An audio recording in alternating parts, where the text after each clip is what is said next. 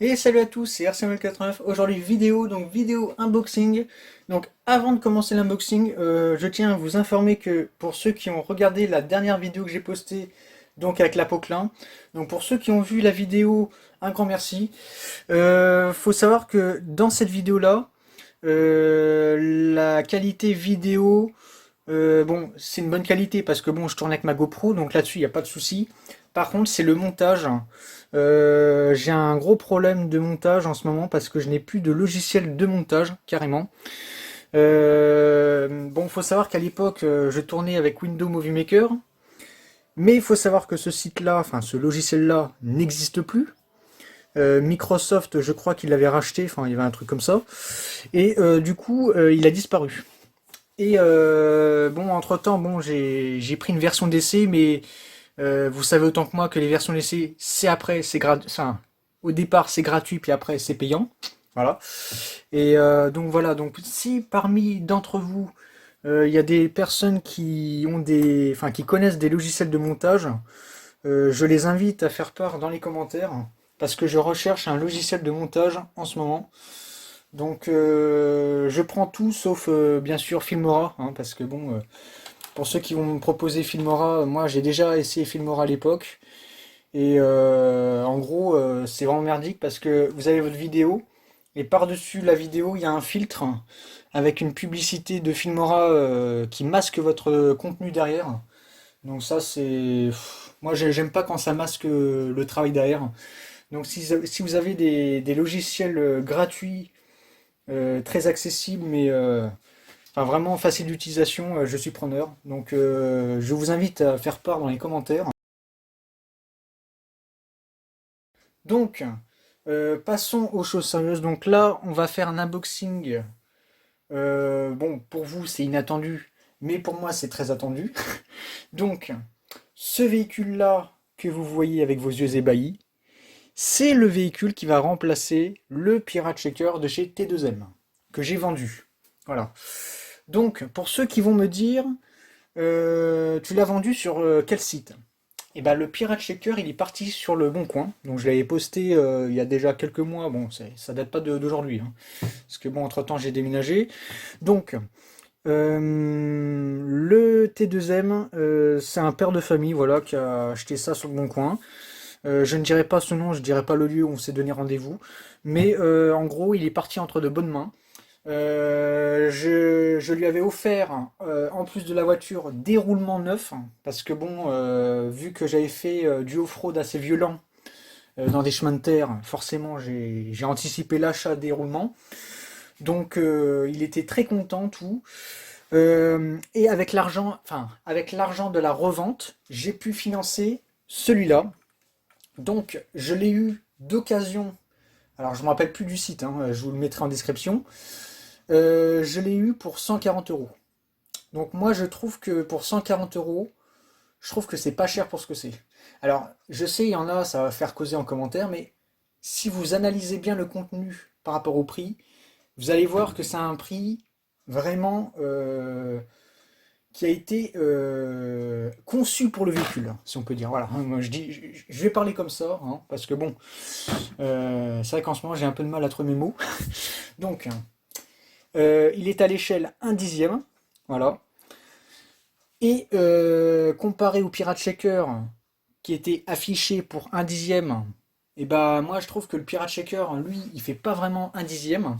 Alors moi j'avais regardé bien avant des vidéos sur YouTube à l'époque sur le Pirate Shaker, et il y a même des gens qui ont parlé comme moi et qui ont trouvé que il faisait pas du vrai 1/10 par rapport à la taille des roues et du châssis, mais que ça ressemblait plus à du 1/12.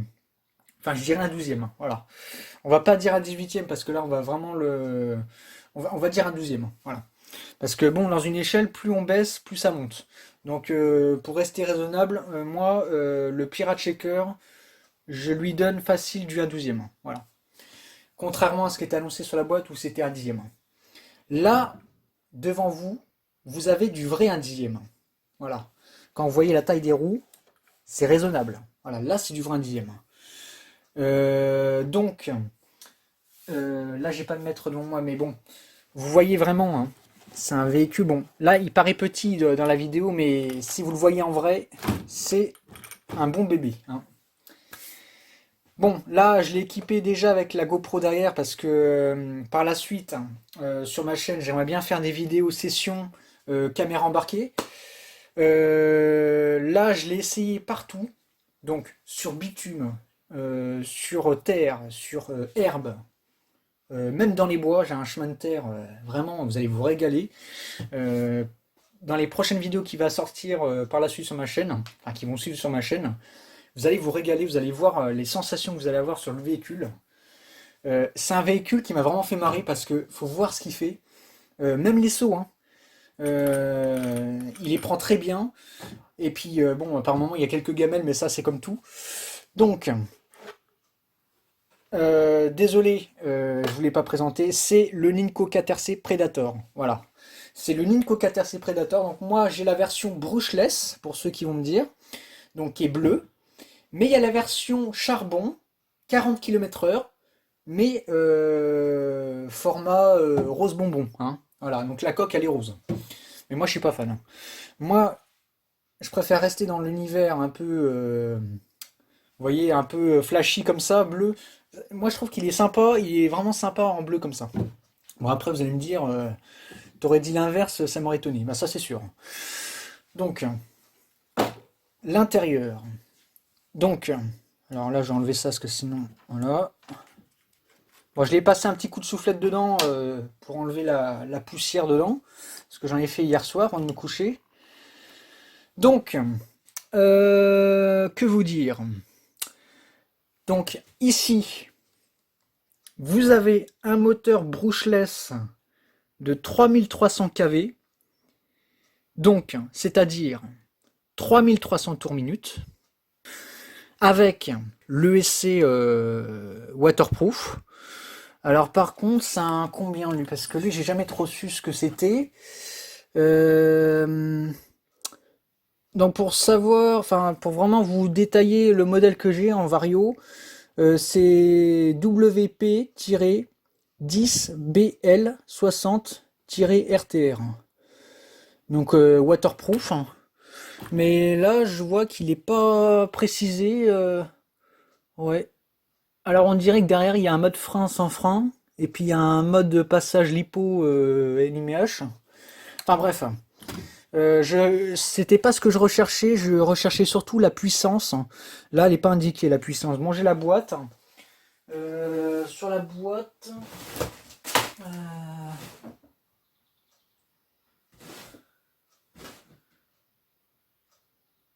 non, c'est pas indiqué. Non, bah c'est pas grave. Donc là, je tiens à vous préciser que là, euh, la fameuse voiture qui m'a vraiment fait marquer à l'époque, donc le Ninco 4RC à l'époque quand j'étais avec Axel, mon demi-frère, lui il avait cette voiture-là, la même. Et moi je me suis dit un jour il faut vraiment que je l'achète parce que, mais là j'ai vraiment eu du bol. J'ai vraiment eu du bol parce que pour ceux qui veulent l'acheter, et ben dommage pour vous parce que vous allez jamais l'avoir. À moins si vous tombez sur un site comme moi chanceux. Mais en fait, ce véhicule-là, j'ai regardé un forum, il a été arrêté. C'est un véhicule qui a été complètement arrêté. Alors, c'est pas pour autant qu'on peut pas retrouver des pièces, hein. Parce que là, vous allez vous dire, bah oui, mais là, t'as pris un grand risque, parce que là, tu l'as acheté, il était en fin de série, mais les pièces, ils sont en fin de série aussi. Et ben, en fait, les pièces dessus, c'est du HSP. C'est du HSP qui est monté dessus. Donc, c'est. Et puis même, hein, j'ai regardé, la première chose que j'ai fait, parce que moi, j'ai le catalogue avec les pièces, hein, avec les références qui était fourni avec le véhicule. Et dans les références, bah, je suis même tombé sur un site officiel Ninco 4RC, ou Ninco tout court, qui vend les pièces en général de la marque.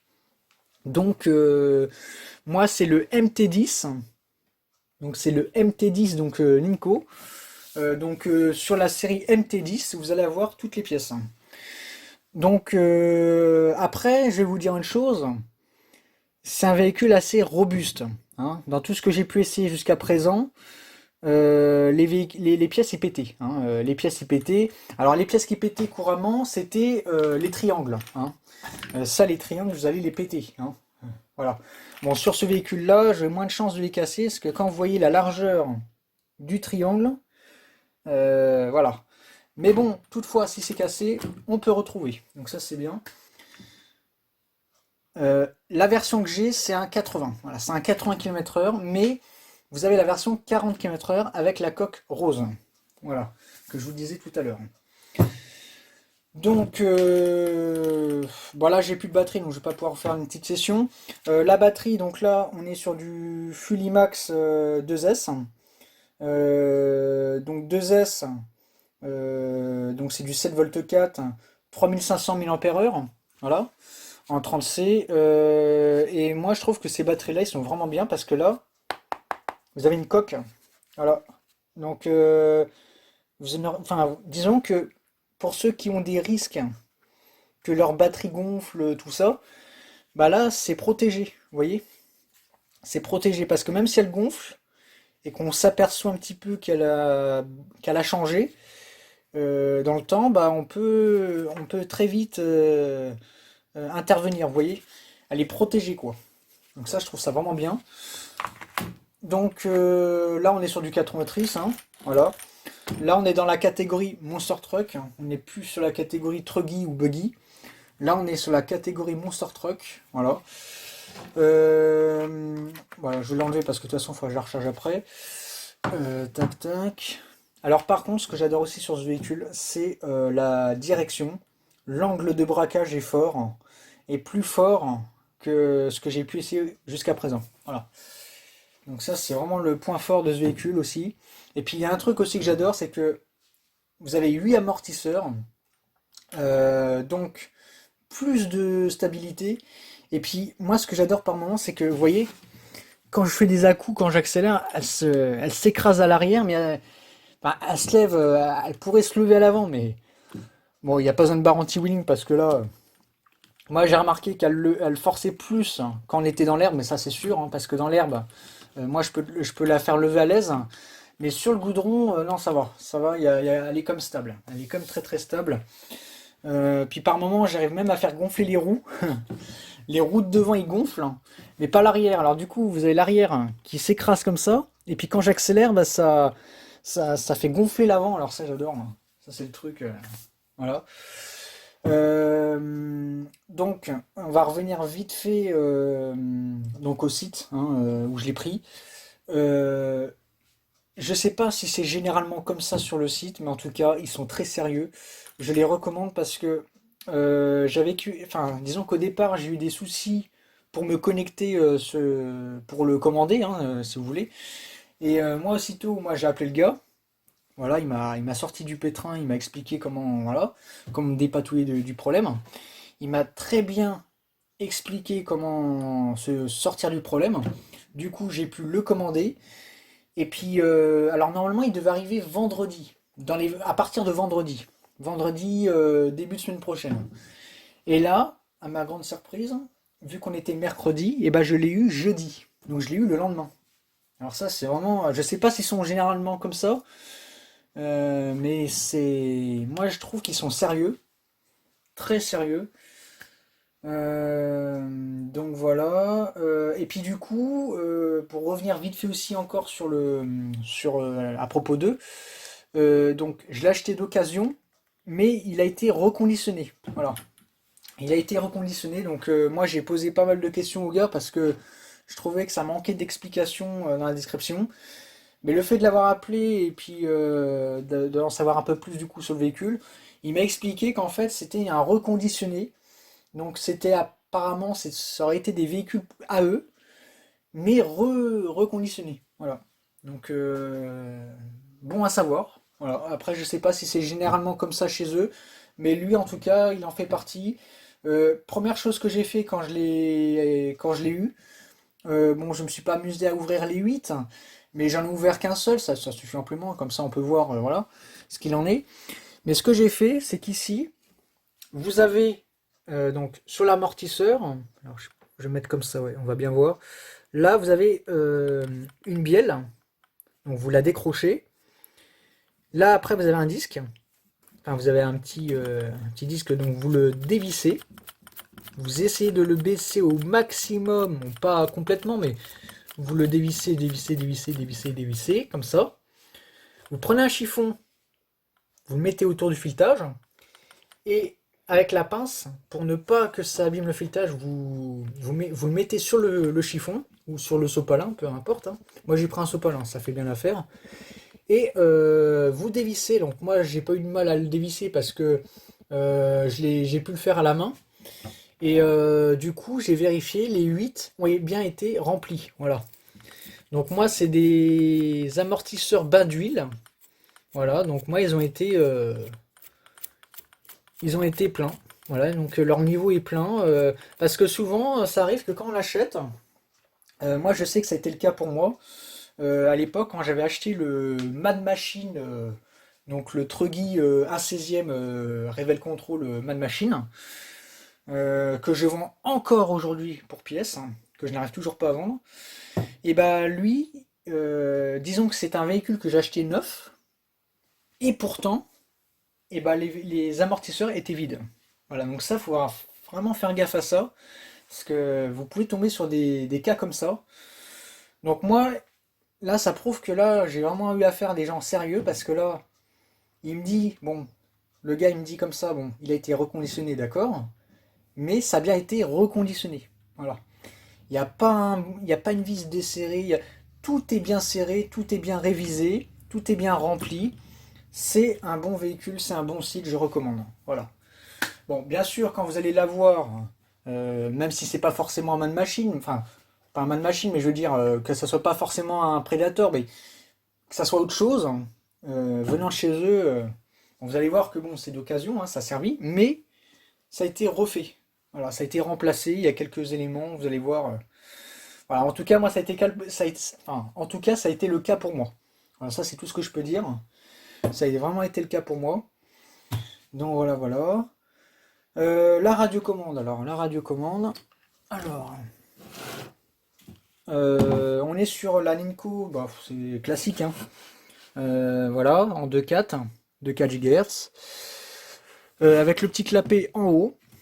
Voilà, donc voilà. Vous avez les trims, réglages, les reverses. Alors moi, franchement, depuis que je l'ai eu, je l'ai même dit encore à mon petit frère qui s'appelle Nicolas. Je mettrai aussi le lien de sa chaîne aussi en description, hein, comme ça vous allez voir aussi ce qu'il fait. Donc moi un coup, je lui ai dit comme ça à Nico, là, j'ai dit mais depuis que j'ai eu cette voiture, alors l'habitude quand j'achète une voiture, je fais tout le temps un réglage. Là, je m'en suis même pas rendu compte parce que bon, j'étais à fond dans ce que je faisais, mais en y repensant, c'est vrai que je n'ai fait aucun réglage. La voiture est bien droite hein, quand on conduit. Il y a un confort vraiment. Voilà. Non, elle est déjà pré-réglée, hein, De toute façon, comme ils le disent dans la description, elle est ready to run, elle est RTR. Donc c'est du prêt à rouler. Vous le sortez de la boîte, vous branchez à peine la batterie, c'est déjà prêt. Bon, bien sûr, là, faut toujours faire une première recharge. Moi, je l'ai fait. Mais voilà, faut toujours faire une première recherche. Ça, c'est vraiment ce que je recommande. Dans tout ce que vous achetez, de toute façon, que ça soit occasion ou neuf, faut faire une première recharge. Surtout sur ces batteries-là, les LiPo. Parce que si on les décharge trop fort, bah, c'est pas bon non plus. Si on les surcharge trop fort, c'est pas bon non plus. Sur les NiMH à l'époque, on pouvait le faire. Mais là, maintenant, on peut plus se permettre. Parce que là, avec l'arrivée du lithium, c'est sûr que c'est beaucoup plus performant, c'est sûr que c'est beaucoup plus fort. Dans la durée, c'est bien, mais après, voilà. Bon, avant de partir et de vous quitter, j'ai une parenthèse à vous faire. Alors, c'est au sujet de la surprise d'octobre dernier. Donc là, maintenant, je ne peux pas vous le cacher, parce que maintenant, vous le savez. Ah, maintenant, vous savez vraiment ce que c'est. Donc, il s'agit d'un jeune d'air, donc le 40-20.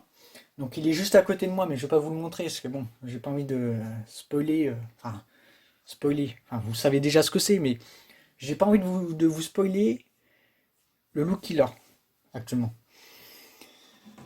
Donc le 40-20, Il sera bientôt prêt. Voilà, il sera bientôt prêt. Je vous redirai dès qu'il sera dispo sur ma chaîne. En tout cas, même sans vous le dire, vous allez le voir parce que de toute façon, je ferai une bande-annonce avec et une micro bande-annonce. Et après, bah, juste après la bande-annonce, vous allez voir, ça va y aller. Ça va y aller. Bon, bah voilà. Donc, c'était tout ce que j'avais à dire. Donc, bah, sur ce, likez, commentez, partagez, restez RC modèle. Donc, restez RC et à bientôt. Allez.